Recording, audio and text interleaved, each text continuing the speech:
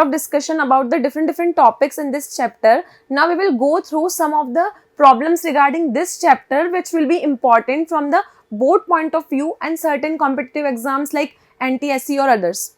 So our first problem is the quantity of matter present in an object is called. The quantity of an matter in any object will be due to its mass. So the correct option here will be option number C. Now, which of the following are rigid? Something is said to be rigid if it do not have any intermolecular space between them. The compound is a solid because the structure is compact and we can say that it is rigid. Rigid basically means the structure is hard. Now, which of the following statement is correct? Intermolecular force of attraction in solid is maximum. In gases it is minimum. In solid it is minimum, or all of the above.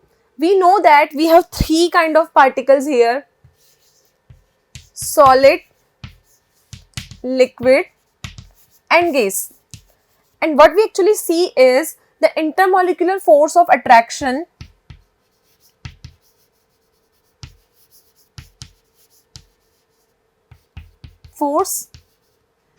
it is maximum in solids, and if I talk about intermolecular distance,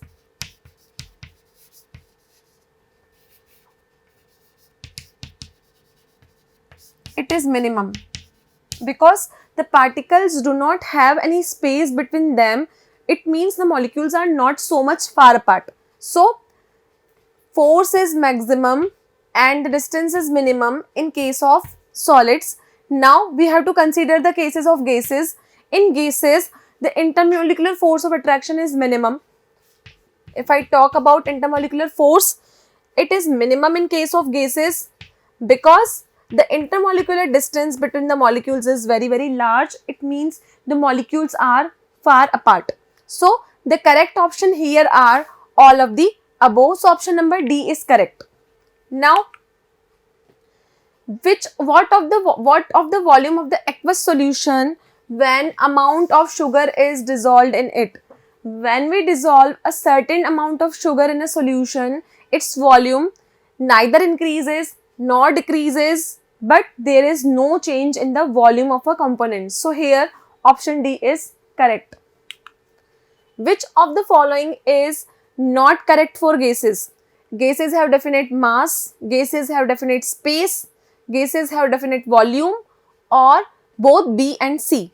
It means if I talk about the gases, the gases do not have a definite shape, nor definite size, no definite mass. So gases must have definite volume. So the option C will be the correct option here. Which of the following is not an example of matter? Matter is something that has mass and occupies some space around us. So air is having a mass and it occupies space. Next is feeling of cold. If I feel cold, it will be only the feel or sensation. It does not occupy any mass or volume in the space. So the feeling of cold will be the correct option, that is not fit in the category of matter. Now proceeding to our next problem, which of the following statement is correct? Interparticle spaces in solid is maximum. Particle which constitute gases follow a zigzag path. Solid state is more compact state of a substance. If I consider all three options here, all the three options are correct. As I have already told you, the interparticle space in case of maximum, in case of gaseous state, particle of gas always follow a zigzag path, and solid state, the intermolecular distance between the particles is very small. So the size of the solid will be the more compact. So here all of the options are correct. So option D will be the correct explanation for this. Which of the following does not make sense? It means which of the following statement is incorrect here. Solid have fixed shape and fixed volume. Liquids can be compressed easily but not gases. The particle of solids have negligible kinetic energy, and the property of diffusion is maximum in the gaseous state. So I am considering the points one by one. Solid have fixed shape and volume. This statement is correct. liquid can be compressed but not gases. Here the half of the statement is correct but half is false. So here the correct option is option number B, that liquids can be compressed easily but gases also have a tendency to compress. So here option B is correct. Now coming to our next problem, which of the following applications is for the higher compressibility of the gases? We will compress the gases for the further application, so we can put it in any cylinder form to use as a LPG or CNG. So first example is LPG, second is oxygen cylinder, and third is CNG. So these all three applications are for the compressibility of gases. These are for the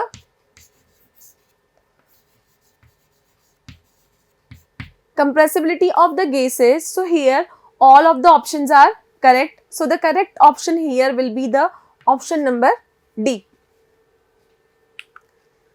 Which of the following statement does not go with the liquid state? So we will consider which of the following statement is false for liquid state. Particles are loosely packed. This statement is correct. Fluidity is maximum. This point is wrong, because if I consider about liquid and gases, if I talk about liquid and gases, if we have liquid and gases, so among both these liquid and gases have higher compressibility.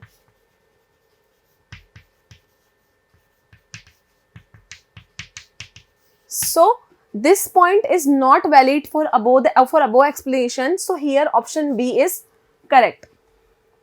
Now coming to our next question, on changing which of the following the state of the matter will change. In our previous chapter we have discussed that the temperature and pressure are the two conditions which basically affect the state of the matter. So if we change temperature and pressure, the state of a substance will going to change. So here both A and B are correct. So the correct option is option number C.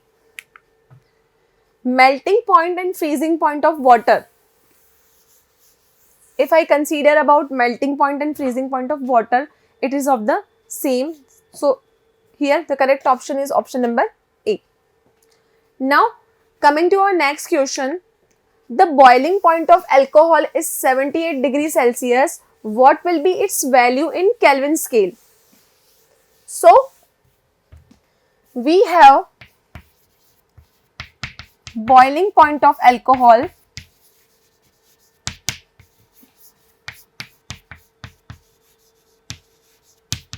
and the boiling point of alcohol is 78 degrees Celsius. Now we want to calculate the temperature in Kelvin scale. We already know that if we want to convert the temperature in Kelvin scale, there will be a formula. For obtaining the temperature in Kelvin scale, what we will do? We will add 273 to the degree Celsius. So temperature in degree Celsius is 78. So what we will get here? 0, 5,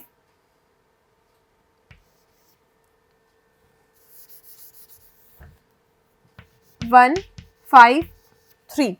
So this is a formula for converting the temperature in degrees Celsius into Kelvin scale. So what we will get? We will get 351 Kelvin. So here option B is correct. Now coming to our next problem, problem number 14. What will be the latent heat of vaporization of water?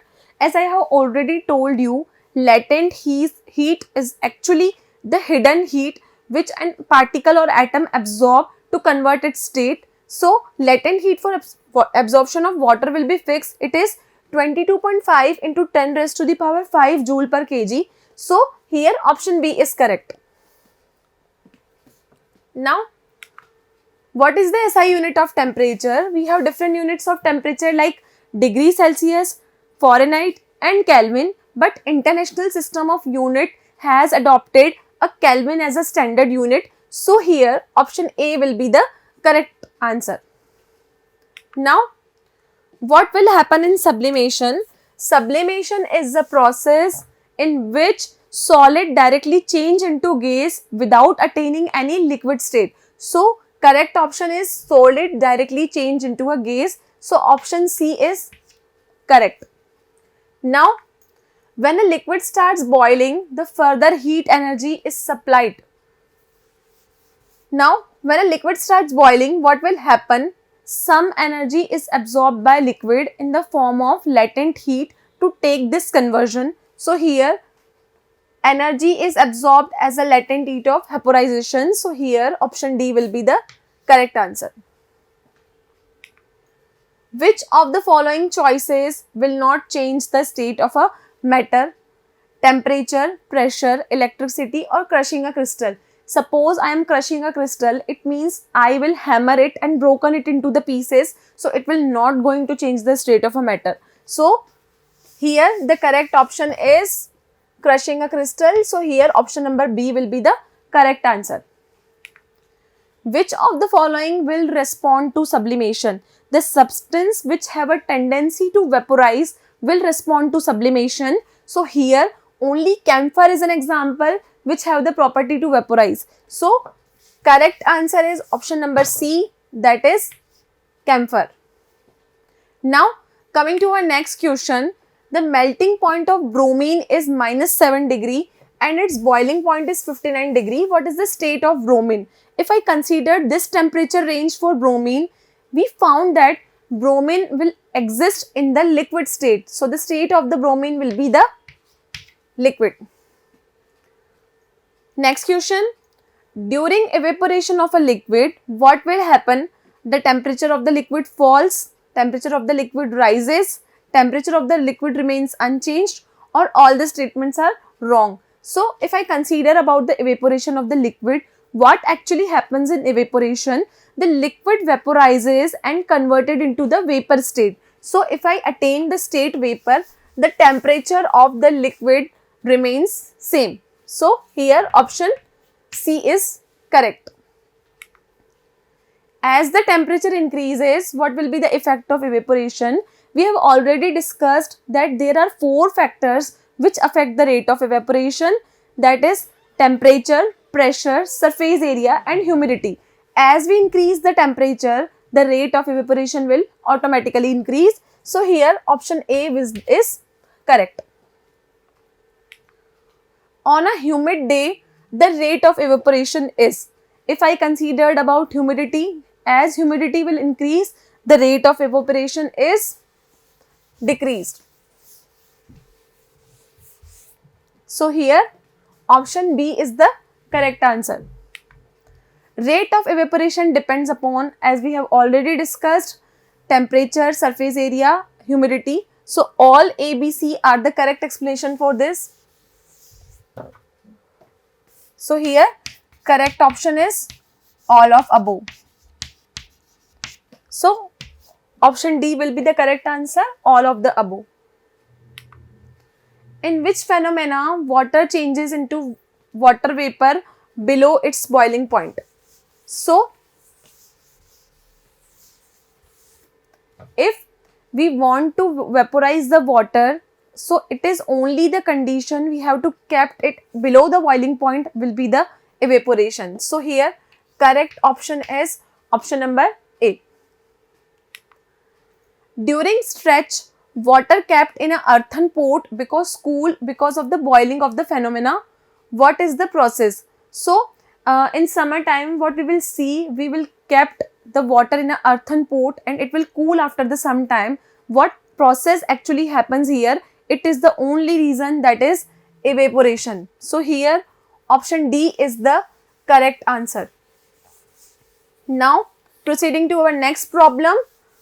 Dogs stretch out their tongues generally in summer. As we see that in summer season, the dogs generally stretch out their tongues. What actually happen here? Evaporation leads to cooling because in the summer days, the rate of evaporation will decrease. So it leads to cooling.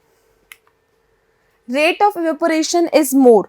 Now what we will see in coastal areas, there is a complete humid environment. It means their humidity is high. So in coastal areas, the rate of evaporation will be more. So it is more in non-coastal areas and it is less in coastal areas. Which of the following factor do not affect the rate of evaporation? I already told you the rate of evaporation is basically dependent upon 4 factors, that is temperature, surface area, humidity, and fourth, wind speed. So, apart from all these factors, the rate of evaporation does not depend on any of the factor. So, here the correct option is depth of liquid. Now, proceeding to our next question, in which of the following state the intermolecular force of attraction is maximum? I am considering these examples one by one and we have to talk about the intermolecular force of attraction. So, iron bar is considered in the category of solid, water is a liquid, and air and nitrogen, if I am considering, these are the category of gases. So, if we talk about intermolecular force of attraction, the intermolecular force of attraction will be maximum in case of solids. So, here the correct explanation will be the iron bar. So, these questions are over for today. We will discuss many more problems in our next lecture. Thank you so much and have a nice day.